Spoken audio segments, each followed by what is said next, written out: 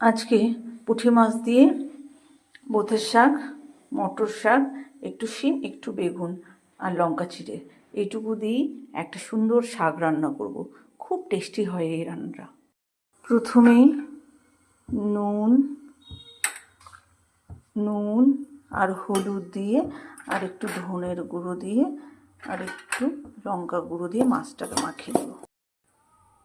মাছটা হালকা তেলে ভেজে নেব। তেল হিট হয়ে গেছে, মাছটা এবার এই হালকা তেলে সুন্দর করে ভেজে নেব।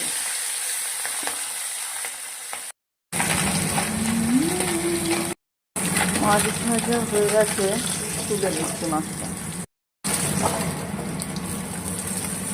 এই তেলে কালো জিরা একটু ফোড়ন দিয়ে লঙ্কাটা দিয়ে দিলাম। লঙ্কা আর কালো জিরার একটা অসাধারণ গন্ধ বেরোয়, যেটা আমার খুব ভালো লাগে। এবার শাকগুলি শিম আর বেগুনটা দিয়ে দিলাম, আর পরিমাণ মতো আন্দাজ মতো নুন হলুদ এটা দিতে হবে। একটু নুন দিলাম, একটু হলুদ দিলাম, সঙ্গে একটু ধনের গুঁড়ো, একটু জিরের গুঁড়ো। ব্যাস। শাক সবজিতে সবসময় একটু হলুদ কম দিতে হয়, তাহলে স্বাদটা ভালো। ভাজা ভাজা হয়ে গেছে, এর মধ্যে এবার সব রকম দু রকম শাক আমি দিয়ে দিচ্ছি।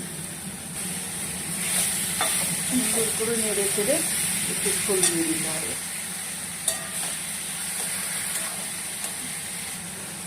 এই রান্নাগুলো সমস্ত আমার দিদার কাছে শেখা। খুব সুন্দর রান্না করতে নেই, অল্প তেল মশলায় দারুণ রান্না করতে হয়। দিদার যদিও বেছে নেই, তবুও তার রান্নাটা আমি একটু একটু করে করার চেষ্টা করি। এবার ঝোল দিয়ে দেবো, দিয়ে এবার হালকা একটু ঝোল দিয়ে মাছটা দিয়ে ঢেকে দেবো।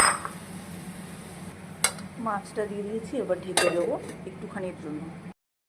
মশলাগুলো আমার নিজের হাতে তৈরি। গরম মশলা আছে, ভাজা মশলা, বিভিন্ন রকমের মশলা আছে, জিরে ধনে সব রয়েছে এখানে। খুব সুন্দর গন্ধ বেরিয়েছে। এ দেখো হয়ে এসছে। এবার একটু সামান্য ভাজা জিরা দিয়ে একটু ঢেকে নামিয়ে নেব। এবার একটু ভাজা মশলা দিয়ে দিচ্ছি, এবার একটু ঢেকে দেবো, এটা নামিয়ে দিচ্ছি।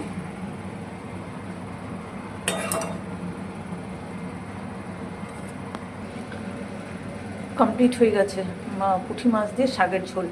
এই রান্নাগুলো একমাত্র যারা একদম গ্রামে থাকো তারাই জানবে, বাদ বাকি জানা সম্ভব নয়। আর আগের দিনে যারা মানুষ ছিল তারা ঠিক এইরকমই রান্না করতো, দিদা ঠাকুমা।